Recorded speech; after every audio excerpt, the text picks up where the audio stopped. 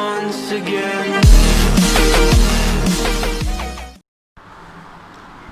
Good morning student, today we take chapter third. तो chapter third में हम लोग क्या पढ़ेंगे? Linear equation. तो what is linear equation? Linear equation है क्या, या लीनियर पॉलिनोमियल है क्या, आपको पिछले एक्सरसाइज में बताया गया है। ऐसा इक्वेशन जिसमें वेरिएबल की पावर एक से अधिक ना हो वो लीनियर इक्वेशन कहलाता है ना। विच इक्वेशन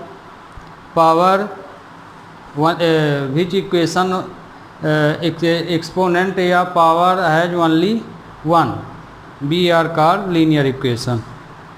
तो लीनियर इक्वेशन हम किसे कहेंगे? जिसकी पावर एक से ज़्यादा ना हो। तो ये देखिए, और यहाँ पे लीनियर इक्वेशन तो पढ़ रहे हैं, तो किस स्टैंडर्ड का पढ़ रहे हैं? सिर्फ टू वेरिएबल का पढ़ रहे हैं, एक्स एंड वाई। तो लीनियर इक्वेशन का ये जनरल टर्म है। ये आज हम आपको समझाने के लिए सब बना लिए हैं, और ये जानना भी बहुत ज़रूरी है चैप्टर स्टार्ट करने से पहले। यदि इसका बेस ही नहीं समझ पाओगे तो फिर कोई मतलब नहीं है ना, रट्टा मारने से कोई मतलब नहीं। तो ये बिल्कुल बेस है। तो आपको जब लीनियर इक्वेशन लगाते हैं तो बहुत बच्चे क्या करते हैं कि एक सीधे एक्सरसाइज में पहुंच के क्वेश्चन को सॉल्व करने लगते हैं और एक्स और वाई की वैल्यू फाइंड करने लगते हैं, और उसका जो मेन बेस है उसको जानते ही नहीं। सबसे पहला काम है कि लीनियर इक्वेशन होता क्या है ये पता होना चाहिए। तो अभी बताए, ऐसा इक्वेशन जिसकी पावर एक से ज़्यादा ना हो वो लीनियर इक्वेशन है। दूसरा ये कि लीनियर इक्वेशन का जनरल टर्म क्या है, क्या होना चाहिए जनरल टर्म, ये बनना चाहिए। और तीसरी जानकारी ये होना चाहिए कि उसका ग्राफ किस तरह से बनेगा। यदि दो वेरिएबल्स हैं एक्स वाई तो उसका ग्राफ कैसा बनेगा, और जो इक्वेशन हैं two variable, linear equation of two variable, तो उसका सॉल्यूशन क्या होगा। ये इसका बिल्कुल बेस है। फिर तो आगे मेथड आप पढ़ेंगे कि एक्स वाई की वैल्यू फाइंड करना है तो कौन कौन सी मेथड से हम इसको फाइंड कर सकते हैं, वो अलग चीज़ है। लेकिन मेन चीज़ है कि लीनियर इक्वेशन है क्या, उसका ग्राफ कैसे बनेगा, और उसके सॉल्यूशन क्या होंगे। तो ध्यान रखिए, यदि लीनियर इक्वेशन है जिसकी पावर एक से ज़्यादा नहीं है, ओनली वन है, कम भी ना हो, ओनली वन हो, तो उसका जो ग्राफ बनेगा हमेशा स्ट्रेट लाइन बनेगा, है ना, एकदम सीधी रेखा बनेगी। यदि आप ग्राफ ड्रा करेंगे तो स्ट्रेट लाइन आएंगी। तो यदि तीन इक्वेशन है, चार इक्वेशन है, तो चार लाइन बनेंगी, तो चार स्ट्रेट लाइन बनेंगी। तो हम लोग दो वेरिएबल्स के इक्वेशन पढ़ रहे हैं इसमें, तो दो इक्वेशन भी यहाँ मिलेंगे। दो इक्वेशन मिल रहे हैं मतलब कि दो लाइन हमको मिलेंगी इसमें, है ना। आपके सिलेबस में सिर्फ दो लाइन के लिए, तो दो लाइनों का ग्राफ किस तरह से बनेगा ये हमको आगे पढ़ना है। तो इसमें ग्राफ दो लाइन कैसे कैसे बनते, क्या क्या स्थिति हो सकती है ग्राफ बनने की, तो यहाँ आप देखिएगा। तो यहाँ पे लीनियर इक्वेशन का ये जनरल टर्म है। जनरल टर्म ये है, आपकी बुक में बहुत बच्चे ऐसा भी पढ़ लेते हैं, a1x plus b1y plus c1 equal to 0 और a2x plus b2y plus c2 equal to 0, है ना। तो बुक में ये लिखा है, हम ये लिखे हैं। दोनों ही कंडीशन सही है ना। कोई स्टूडेंट इस ढंग से करता है, कोई इस ढंग से करता है। तो चाहे जनरल टर्म आप ये दिमाग में बना के चलिए या इसको बना के चलिए, दोनों में कोई डिफरेंस नहीं है, लिखने का तरीका अपना है। ओके, अब हम लोग क्या करते हैं, ये दो इक्वेशन है, जैसे तो आपको दो इक्वेशन दिए जाएंगे, जैसे एक ये दे दिया जाता है, एक ये, तो एक को हम लोग पहला इक्वेशन मान लेते हैं और एक को दूसरा इक्वेशन मान लेते हैं, और फिर इन्हीं इक्वेशनों को सॉल्व करके वैल्यू निकालते हैं, है ना। पर इन दो इक्वेशनों का यदि हम ग्राफ ड्रा करें, इसका और इसका, दोनों इक्वेशन का, तो उसकी स्थिति क्या होगी। तो ये हम यहाँ जनरल टर्म लिख दिए हैं। आप जनरल टर्म चाहे तो इस ढंग से याद कीजिए, चाहे इस ढंग से पढ़ लीजिए, दोनों में कोई डिफरेंस नहीं है। तो ये देखिए, ग्राफ हमारा या तो दो लाइन है या तो काटेंगे एक दूसरे को, है ना। ग्राफ है तो हो सकता कि दोनों लाइन एक दूसरे को कहीं ना कहीं कट कर दे, माने इंटरसेक्ट कर दे, या हो सकता है कि दोनों ही ग्राफ एक दूसरे के ऊपर चढ़ जाएं, एक दूसरे के ऊपर चढ़ जाएं, माने दूसरी लाइन दिखे ही ना, जो पहली लाइन बनाई उसी के ऊपर दूसरी लाइन चली गई, तो इस तरह भी बन सकता है। और तीसरी कंडीशन है कि दोनों पैरेलल चली जाएं, दोनों क्या चली जाएं, पैरेलल चली जाएं। तीन कंडीशन बनती हैं, या तो ग्राफ पैरेलल बनेगा, या एक दूसरे के ऊपर जब लाइन हो जाती है तो उसे हम कॉन्सिडेंट बोलते हैं, है ना, उसको हम क्या बोलते हैं, कॉन्सिडेंट, या हिंदी में संपाती, हिंदी में क्या बोलते हैं, संपाती, और इंग्लिश में कॉन्सिडेंट बोलते हैं। तो यदि लाइन एक दूसरे के ऊपर जा रही हैं, दूसरी लाइन दिखाई ही नहीं देती है, तो उसको हम बोलते हैं कॉन्सिडेंट, हिंदी में संपाती। और यदि लाइन पैरेलल बन रही हैं तो उसको हिंदी में समानांतर बोलते हैं।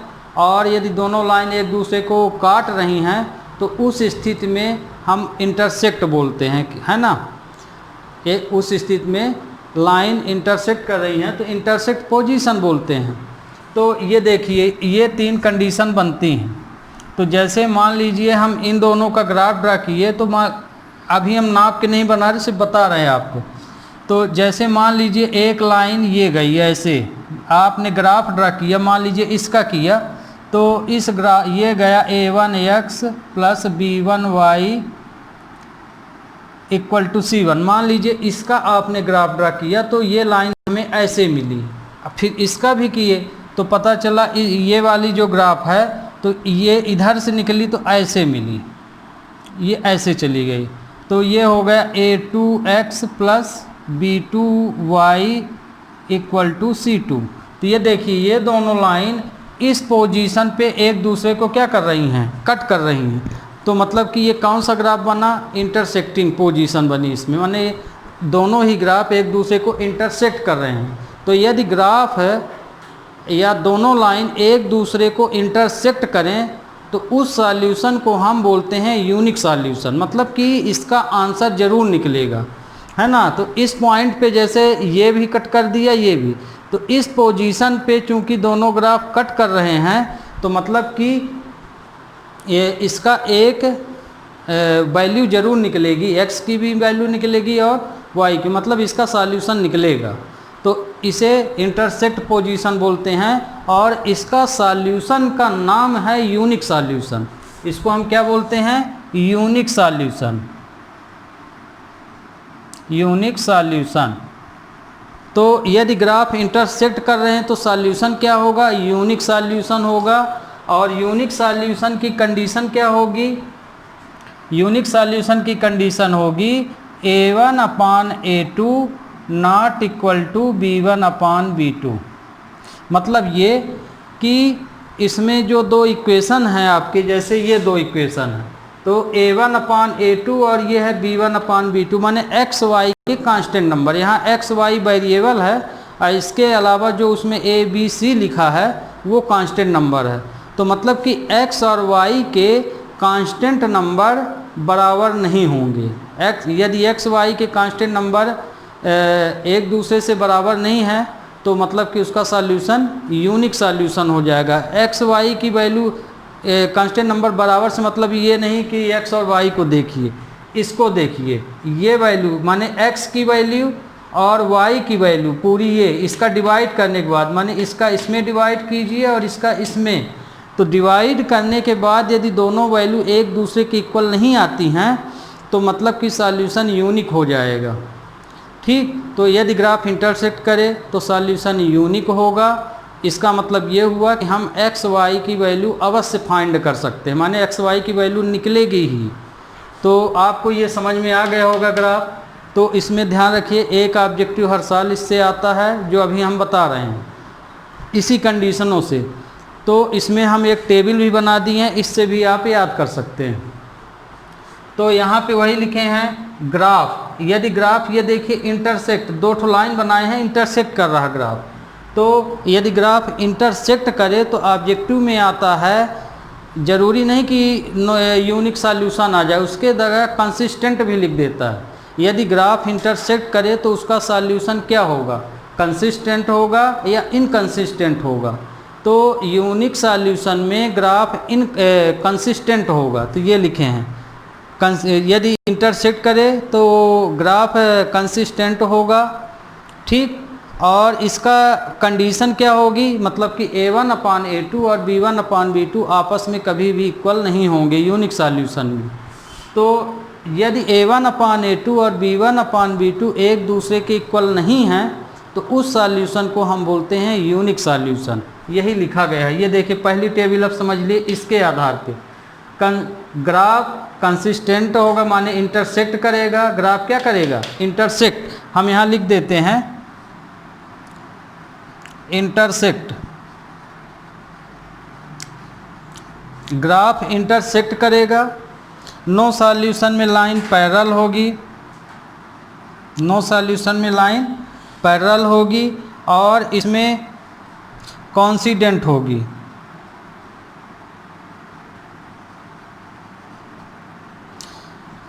ठीक, ध्यान रखना कंसिस्टेंट और कोइंसिडेंट में डिफरेंट है। कोइंसिडेंट का मतलब होता है संपाती, ठीक। और तो ये देखिए हम पूरा इसमें लिख दिए हैं, यूनिक सॉल्यूशन में ग्राफ इंटरसेक्ट करेगा। यदि आप इसको सही ढंग से देखेंगे तो समझ जाएंगे। तो हमने आपको पहली कंडीशन बता दी, समझ में आ गया। पहली कंडीशन हमने आपको क्या बताया, यूनिक सॉल्यूशन बताया। यूनिक सॉल्यूशन की कंडीशन क्या होती है, a1/a2 not equal to b1/b2, ये होती है। ग्राफ बनेगा, ग्राफ का सॉल्यूशन क्या होगा, कंसिस्टेंट होगा। ग्राफ का सॉल्यूशन क्या होगा, कंसिस्टेंट होगा। ग्राफ इंटरसेक्ट करेंगे तो ये हम ग्राफ की पोजीशन बना दिए हैं, जो तीर बनाए हैं, मतलब कि इंटरसेक्ट का सिंबल बना दिए हैं।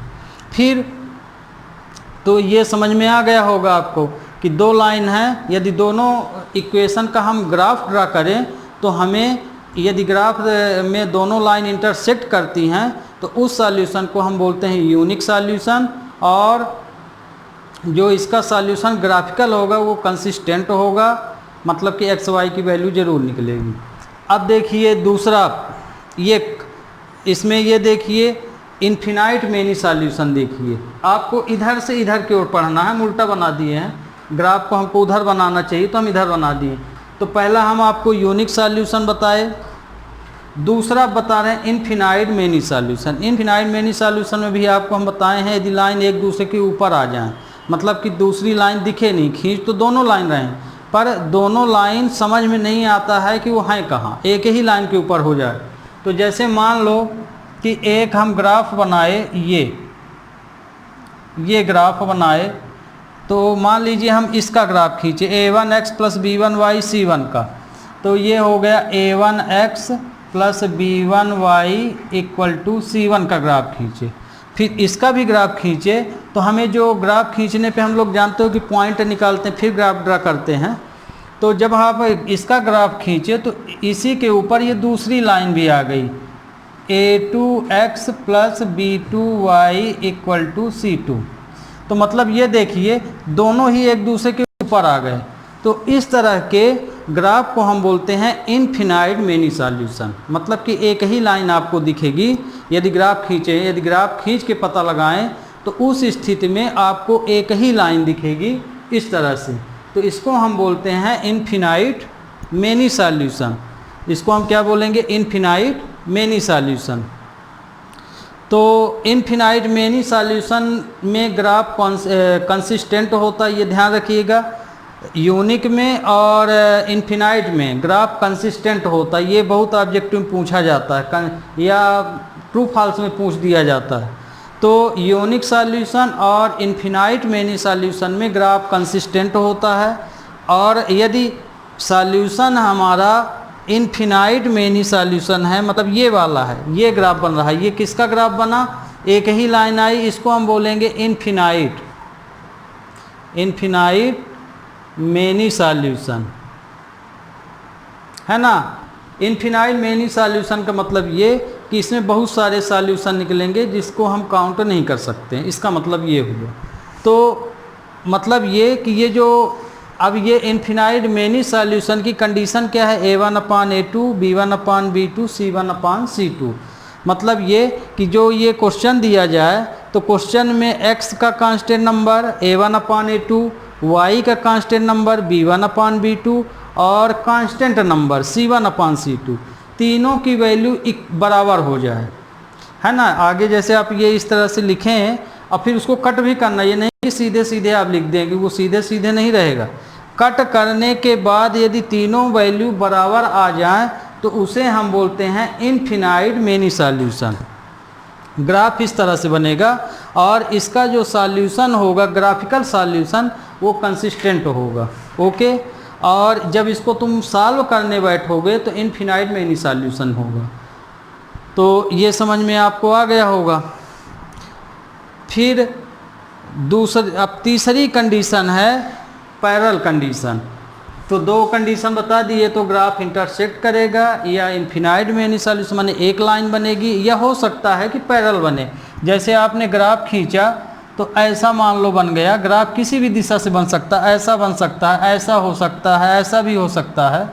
तो मान लीजिए a1x + b1y = c1, और एक और ग्राफ खींचे तो ग्राफ जरूरी नहीं कि इसी साइड से जाए, ऐसा भी जा सकता है। ये ऐसा निकल गया, मतलब कि a2x + b2y = c2। तो देखिए, तो दोनों लाइन अलग, माने एक दूसरे को कभी भी इंटरसेक्ट ही ना करें, तो पैरेलल लाइन बनेगी।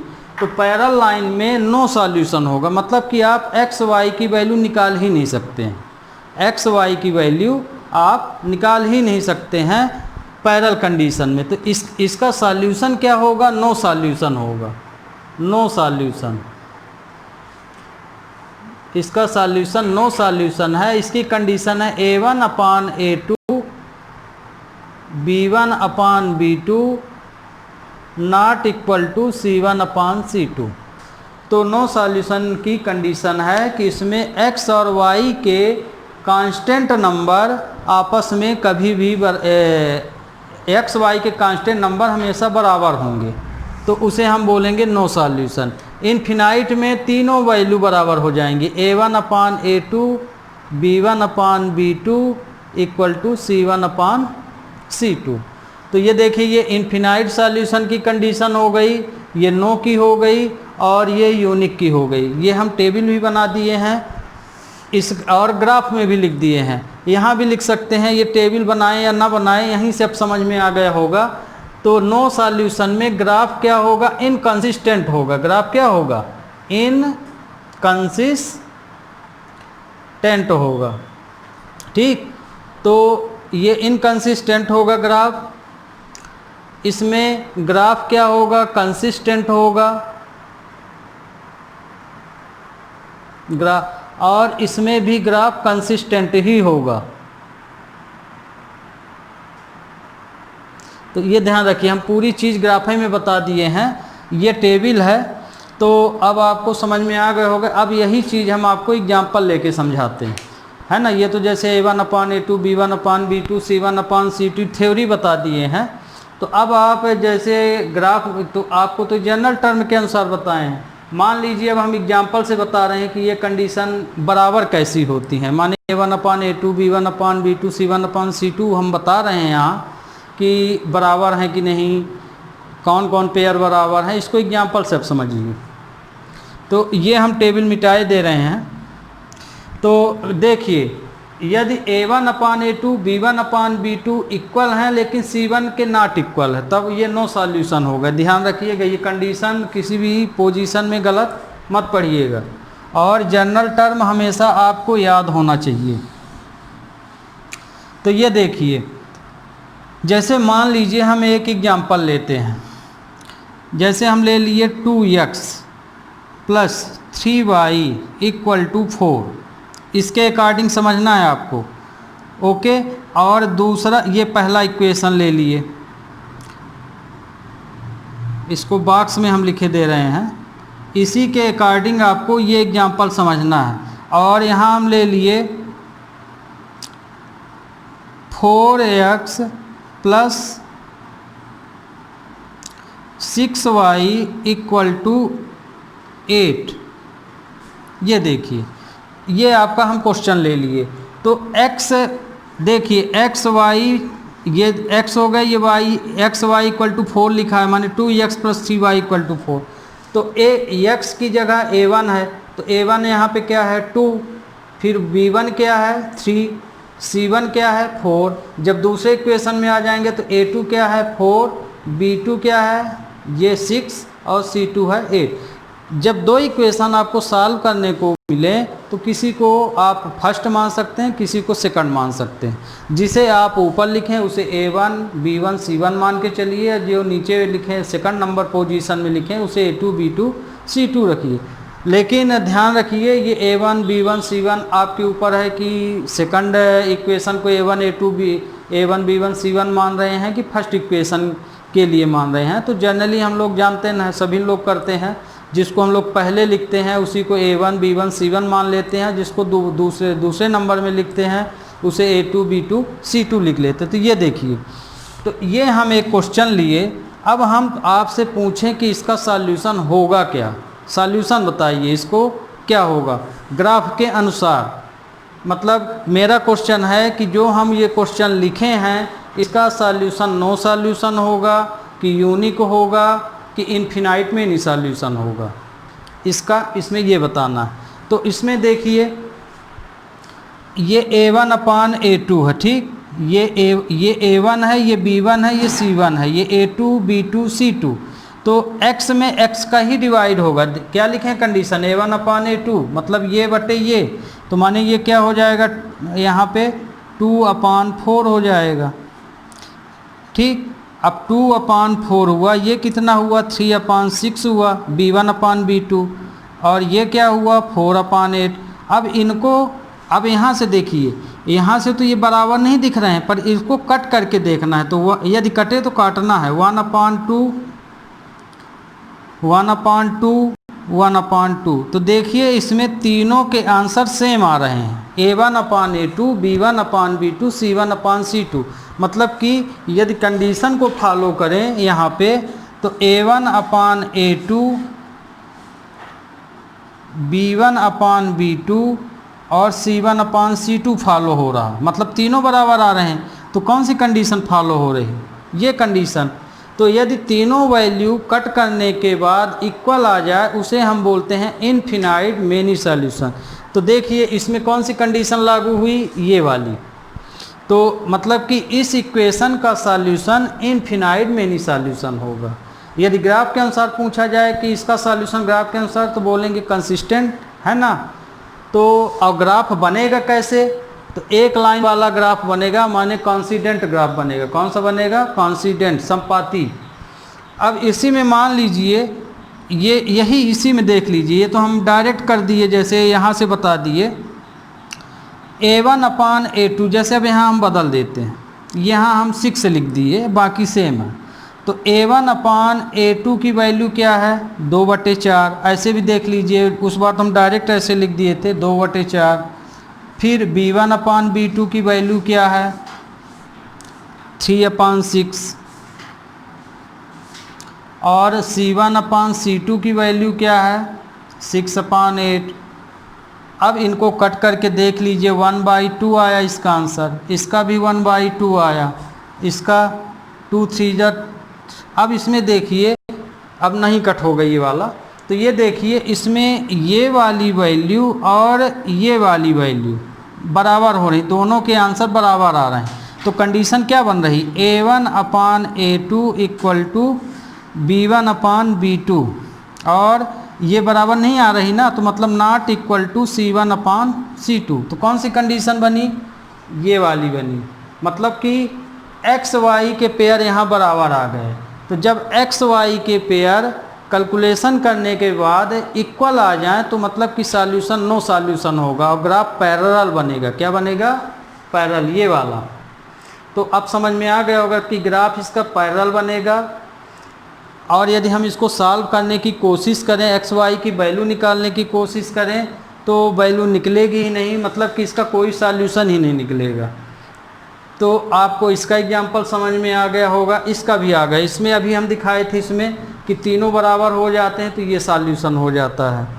अब यूनिक का देख लीजिए, यूनिक के लिए क्या रहेगा, इसी में देखिए यूनिक के लिए यहाँ पे हम 4 कर दिए और ये यूनिक हो गया आपका। जैसे देखिए यहाँ पे A1/A2 की वैल्यू लिखिए, तो ये A1 ये देखिए आपको A1/A2 बहुत लोग टेबल बनाते हैं इसका, जब वो इक्वेशन 2 ठो देता है तो सबसे पहला काम कि इक्वेशन को आप स्टैंडर्ड फॉर्म में लिखिए।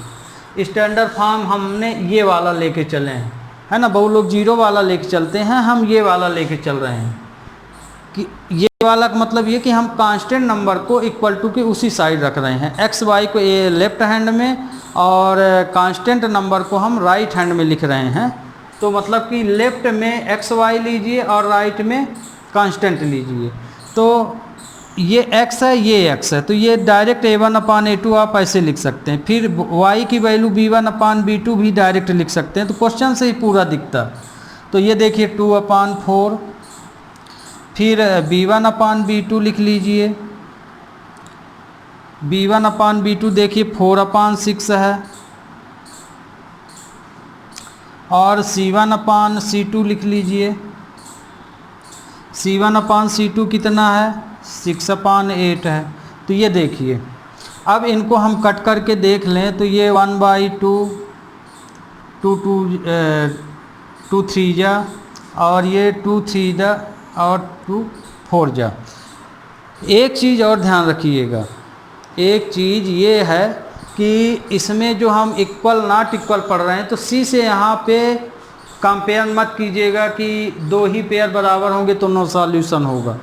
एक्स वाई के यदि पेयर इक्वल हैं तभी नो सॉल्यूशन होगा। सी से मतलब नहीं है कि पता चला कि ये और ये बराबर हो गया तो आप लिख दिए कि नो सॉल्यूशन। कहने का मतलब ये, ऐसा भी तो हो सकता है कि C1 C2 बराबर हो जाए, B1 B2 बराबर ना हो, है ना। तो कहने का मतलब कि ये कंडीशन यदि बन रही है तो इसको मत लीजिएगा। एक्स वाई के पेयर ही ना या तो नॉट इक्वल होंगे या तो इक्वल होंगे, ये देख के चलना है।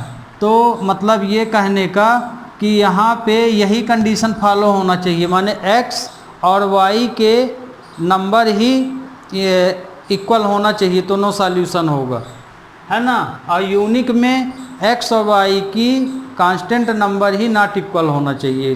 कांस्टेंट से हमें यहाँ कोई लेना देना नहीं, कांस्टेंट से लेना देना है सिर्फ इन्फिनाइट में कि तीनों बराबर हो जाएं। तो ये देखिए ये वैल्यू आपस में कोई भी बराबर नहीं है, मतलब कि A1/A2 not equal to B1/B2। तो यूनिक सॉल्यूशन में C1/C2 नहीं लिया जाता, सिर्फ इतना लिया जाता। C1/C2 किस लिए नहीं लिया जाता कि ये कंडीशन कभी बराबर भी हो सकती है और नहीं भी हो सकती, इसलिए उसको छोड़ के लिखते हैं। तो सिर्फ यूनिक में इतना लिखा जाता है। C1/C2 क्यों नहीं लिखा जाता आपको बता दिए कि हो सकता है कि ये इक्वल भी हो जाए और हो सकता है कि नॉट इक्वल भी हो, इसलिए इसको हटा ही लेते हैं। तो यूनिक सॉल्यूशन में कंडीशन है A1/A2 B1/B2, मतलब कि ये वाली कंडीशन आपको फॉलो करनी पड़ेगी। तो अब आपको फिर से हम रिवाइज करा देते हैं। यदि ग्राफ इंटरसेक्ट करे तो उस सॉल्यूशन को हम बोलते हैं यूनिक सॉल्यूशन। कंडीशन ये होगी, इसमें A1/A2 not equal to B1/B2 होगा, ग्राफ कंसिस्टेंट बनेगा, है ना, और एक्स वाई की वैल्यू इसमें हम फाइंड कर सकते हैं, माने फाइंड ही होगी। फिर आते हैं इस ग्राफ में, यदि A1/A2 B1/B2 C1/C2 तीनों बराबर हो जाएं तो ग्राफ इन्फिनाइट ग्राफ जो है कॉन्सिडेंट बनेगा, मतलब कि दोनों ही लाइन एक दूसरे के ऊपर हो जाएंगी, समपाती हो जाएंगी, और ग्राफ का जो सॉल्यूशन है वो इन्फिनाइट मेनी सॉल्यूशन है, मतलब कि इसके बहुत सारे आंसर आएंगे जिसे हम काउंट नहीं कर, अनकाउंटेबल वैल्यू आएगी इसकी।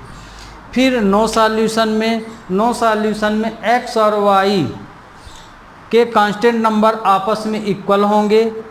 आपको अभी एग्जांपल देके बताए, मतलब कि ये वैल्यू और ये वैल्यू इक्वल आनी चाहिए और C1/C2 नॉट इक्वल आना चाहिए।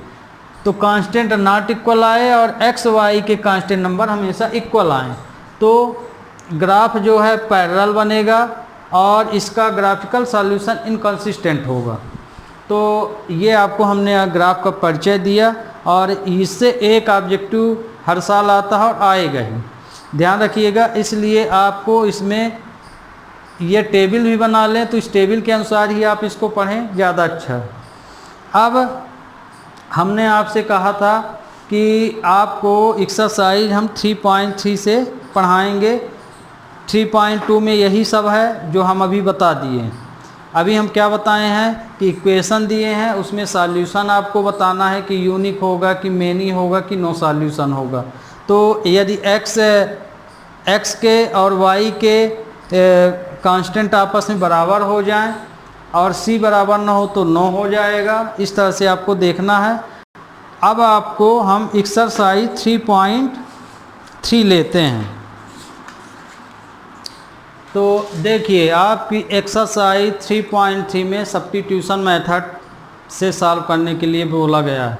तो आप लीनियर इक्वेशन को यहाँ कुल 4 तरह से सॉल्व कर सकते हैं। 4 मेथड आपके सिलेबस में है, जिसमें से ग्राफ वाला नहीं पूछते हैं। ओके, तो आपको 3 जो हम ग्राफ का पार्ट छोड़े हैं, तो उसमें सिर्फ उतना ही ऑब्जेक्टिव हर जो भी हम बताएं उसके अंदर से आपको एक आध ऑब्जेक्टिव मिलेगा बस, है ना। लेकिन बेस पूरा है, उसको ध्यान रखिएगा। उसी के आधार पे आपसे पूरा चैप्टर ही बनेगा और आगे कॉम्पिटिटिव भी फॉलो कर सकते हैं। तो अब आपको 3 मेथड, परीक्षा के हिसाब से 3 मेथड में से कम 2 मेथड ज़रूर पूछी जाती है अथवा में क्वेश्चन रहते हैं। तो 3 मेथड में हैं कौन कौन सी? एलिमिनेशन है, एलिमिनेशन मेथड है, सब्स्टिट्यूशन है और क्रॉस मल्टीप्लिकेशन मेथड है। ग्राफिकल मेथड आपको नहीं आती। तो ध्यान रखिएगा कि सब्स्टिट्यूशन मेथड से हम बता रहे हैं। 3 मेथड का नाम कौन सा है? एलिमिनेशन मेथड, सब्स्टिट्यूशन मेथड और क्रॉस मल्टीप्लाई मेथड या क्रॉस प्रोडक्ट। तो इसमें हम पहला, इसमें जो एक्सरसाइज स्टार्ट जहाँ से है वो है सब्स्टिट्यूशन मेथड से है, कि बोल रहा है कि जो इक्वेशन दिए गए हैं उन्हें आप सब्स्टिट्यूशन मेथड से सॉल्व कीजिए और एक्स वाई की वैल्यू फाइंड कीजिए। तो आगे तो हम आज एक्सरसाइज हम नहीं पढ़ाएंगे, क्वेश्चन कल से लेंगे और कल ही ख़त्म भी कर देंगे। एक्सरसाइज 3.3 कल ख़त्म हो जाएगी। आज सिर्फ इसका सॉल्व करने का तरीका बताएंगे स्टैंडर्ड जनरल टर्म फॉर्म से, क्योंकि जनरल टर्म यदि समझ गए तो कोई भी क्वेश्चन आप सॉल्व कर सकते हैं सब्स्टिट्यूशन से। तो जनरल टर्म से सब्स्टिट्यूशन होता क्या है? सब्स्टिट्यूशन का मतलब ये होता है कि 2 इक्वेशन दिए हैं, उसमें से किसी एक की वैल्यू पहले इक्वेशन से निकाल लीजिए। पहले से निकालिए चाहे दूसरे इक्वेशन से निकालिए। जैसे मान लीजिए x की वैल्यू हम निकाल लिए पहले इक्वेशन से, और वही x की वैल्यू जब हम दूसरे इक्वेशन में रख देते हैं उसी को बोलते हैं सब्स्टिट्यूट या सब्स्टिट्यूट कर दिए, माने वहाँ से निकाल के दूसरे इक्वेशन में वैल्यू को रख देने को हम बोलते हैं सब्स्टिट्यूट। और इसी से इसका नाम पड़ गया है सब्स्टिट्यूशन मेथड। प्रतिस्थापन मतलब कि एक वैल्यू निकाल के दूसरे में रख देने को प्रतिस्थापन बोलते हैं। तो अब देखिए जो हम बोल रहे हैं उसको किस ढंग से आप समझेंगे। तो जैसे ये आपको क्वेश्चन मान लो दे दिया गया a1x b1y = c1, है ना, और दूसरा है इक्वेशन ये b2y = c2 नंबर 2। ये आपको 2 इक्वेशन दिए गए और बोला गया कि इसको सॉल्व कर, सब्स्टिट्यूशन मेथड से इसको सॉल्व कीजिए और एक्स वाई की वैल्यू निकालिए। ये है आपकी सब्स्टिट्यूशन मेथड अब बता रहे हैं। अब इसकी जगह पे देखिए a1 b1 c1 की जगह कोई भी नंबर हो सकता है। ये जैसे देख लीजिए आपकी बुक में ऐसा भी लिख सकता है, ये है ना, ये इस तरह से कोई भी क्वेश्चन। तो ये देखिए सेम वही क्वेश्चन है, a1 b1 c1 हम जहाँ लिए हैं वहाँ कोई न कोई नंबर आ जाता है। तो मतलब आप यदि इसका स्टैंडर्ड फॉर्म समझ जाएं तो पूरे क्वेश्चन बनने लगेंगे। तो ये देखिए यहाँ पे अब हम सब्स्टिट्यूशन मेथड में क्या करेंगे, इक्वेशन फर्स्ट ले रहे हैं, है ना, चाहे आप इक्वेशन फर्स्ट लीजिए चाहे सेकंड लीजिए। तो हम इक्वेशन फर्स्ट से ही आपको पूरे क्वेश्चन समझाएंगे और फर्स्ट से ही वैल्यू निकालेंगे। और जब आपको समझ में आ जाए तो आप सेकंड से निकालिए, या बनता है तो आपकी फिर तो कुछ कह नहीं सकते हम।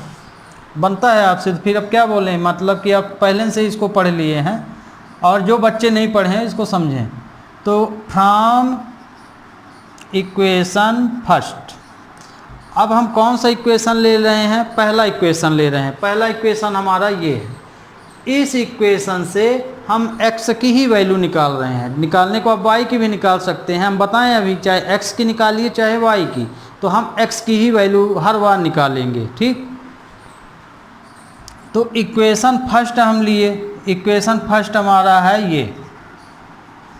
अब हम यहाँ से x की वैल्यू निकाल रहे हैं। x की वैल्यू हम बोल रहे हैं, तो इसका मतलब ये हुआ कि x को आप अब लेफ्ट में रखिए, बाकी वैल्यू आप राइट में ट्रांसफ़र कर दीजिए।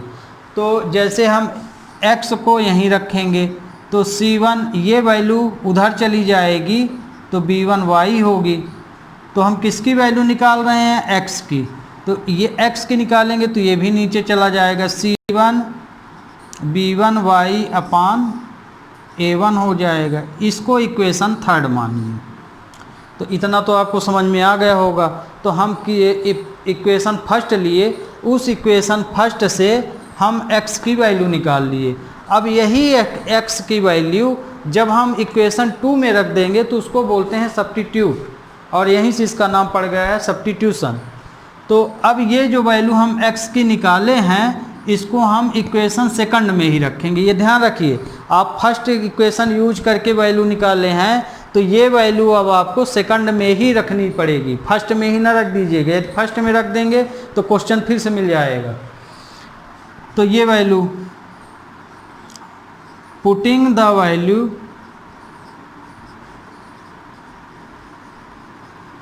Of x in equation second, तो हम जो x की वैल्यू ये फाइंड किए हैं उसे किस इक्वेशन में रखेंगे, सेकंड इक्वेशन में रखेंगे। तो सेकंड इक्वेशन में कहाँ पे रखेंगे, जहाँ पे x है, माने ये वाली वैल्यू हम कहाँ रख देंगे, यहाँ पे रख देंगे। तो ये देखिए a2, ये x के स्थान पे ये वैल्यू लिखेंगे c1 माइनस b1 y अपान a1, ये रख दिए, b2 y, बाकी सब वही रहेगा जी। तो अब आपको समझ में आ गया होगा कि यही वैल्यू जब यहाँ रख देते हैं तो इसी को हम बोलते हैं सब्स्टिट्यूट, और मेथड का नाम हो गया सब्स्टिट्यूशन मेथड। अब ये देखिए, अब ये वैल्यू रखने के बाद आपको कुछ समझ में आ रहा है कि कोई ख़ास बात आ गई हो। इसकी ख़ास बात क्या आई, जब आप सब्स्टिट्यूट कर देते हैं तो इसकी मेन खास बात ये हो जाती है कि पूरी लाइन में x गायब हो जाता है, y फॉर्म में आ जाएगा। इसी तरह जब आप y की वैल्यू रख देंगे तो पूरी लाइन x फॉर्म में आ जाती है।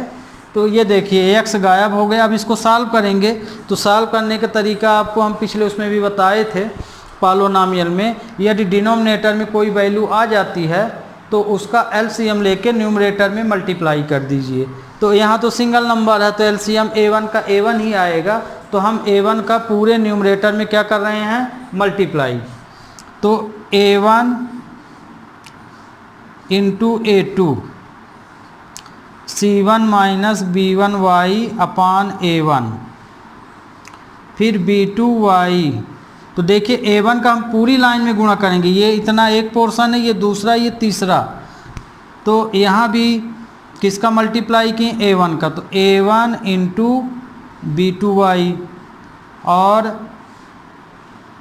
a1 इंटू c2, ये मल्टीप्लाई कर दिए। तो अब इस देखिए, तो ये मल्टीप्लाई किए तो इससे ये कट गया, तो बचा क्या, ये। तो a2 का इन दोनों में मल्टीप्लाई कर दीजिए, इसका इसमें जो जैसा उसका मल्टीप्लाई कर लीजिए। तो a2 c1, इसका इसमें किए तो a2 b1 y, यही आएगा ना इसका, इन दोनों में करेंगे तो। फिर ये वाले में a1 b2 y और ये a1 c2। अब इसमें क्या करेंगे, y की वैल्यू निकालेंगे। किसकी वैल्यू निकालेंगे, y की, मतलब कि y को यहाँ रखो और कांस्टेंट नंबर, मतलब जिसमें y नहीं है उसको उधर कर दो। तो ये देखो minus a2 b1 y plus a1 B2y equal to A1C2 और माइनस A2C1। ये तो ये देखिए ये वैल्यू y के यहीं रखे हैं और ये वाली वैल्यू उधर किए हैं, तो ये माइनस हो गया। अब इसमें से y कॉमन ले लीजिए, कॉमन आ रहा ना y, तो हम y कॉमन लेंगे तो A2B1 plus A1B2 y common आ गया, तो A1C, तो इधर हम लिखे दे रहे हैं A1C2 माइनस A2C1, ये इक्वल टू इधर लिख दिए। अब यहाँ से y की वैल्यू निकाल लीजिए, तो y की वैल्यू क्या निकलेगी, मतलब ये इनटू से है तो इसके डिनोमिनेटर में चला जाएगा, A1C2 माइनस A2C1 अपान A2B1 प्लस A1B2। तो ये आपकी वैल्यू y फाइंड हो गई। ठीक, अब इसी तरह अब ये y की वैल्यू जब आप निकाल लिए, अब ये सॉल्यूशन आ गया y। अब यही वैल्यू जब आप यहाँ पे रख देंगे तो आपको x की वैल्यू मिल जाएगी। ओके, अब इसके बाद अभी ये ख़त्म नहीं है क्वेश्चन, y की वैल्यू फिर आपको यहाँ रखेंगे तब x की वैल्यू मिलेगी। Also put value y in equation third equation ये माने हैं, तो जब ये वाली y की वैल्यू जो ये फाइंड किए हैं वो वैल्यू यहाँ रखेंगे तो x की वैल्यू निकलेगी। तो x इक्वल टू आएगा C1 B1। अब देखिए इसकी वैल्यू जब यहाँ रखेंगे तो यहाँ रख दीजिए A1C2 minus A2C1 upon minus A2B1 plus A1B2 ये अपान A1। तो ये वैल्यू आपकी x की हो गई। तो इसी को हम बोलते हैं सब्स्टिट्यूशन मेथड। तो आपको ये मेथड हम बता दिए हैं। अब कल से इसी के ऊपर अब हम क्वेश्चन लेंगे। हो सकता है कि बहुत बच्चों को ये बहुत कठिन लगा हो, क्योंकि ये हम पूरा वेरिएबल फॉर्म में बताए हैं। लेकिन हाँ, जो बच्चा इसको या जो स्टूडेंट ये समझ गया है जो हम अभी बताए हैं, तो आप सब्स्टिट्यूशन का कितना भी कठिन क्वेश्चन हो उसे ज़रूर सॉल्व कर लेंगे, क्योंकि ये मेन बेस है। और जो पढ़ने वाले बच्चे हैं वो यही पढ़ते हैं, उसके वो तो फिर एग्जाम्पल माना जाता है। जो एक्सरसाइज आप पढ़ रहे हैं वो एग्जाम्पल कहलाता है, मतलब कि तरह तरह के नंबर बदल के क्वेश्चन आपको प्रैक्टिस करा रहा है। मेन आपका सब्स्टिट्यूशन यही फंडामेंटल कहलाता है। तो जो स्टूडेंट ये समझ गया तो उससे पूरे सब्स्टिट्यूशन मेथड बन जाएंगे। थैंक यू स्टूडेंट, आज के लिए बस इतना ही। नेक्स्ट डे में आपकी एक्सरसाइज 3.3 हम पूरी फिनिश कर देंगे। तब तक के लिए have a nice day. Okay.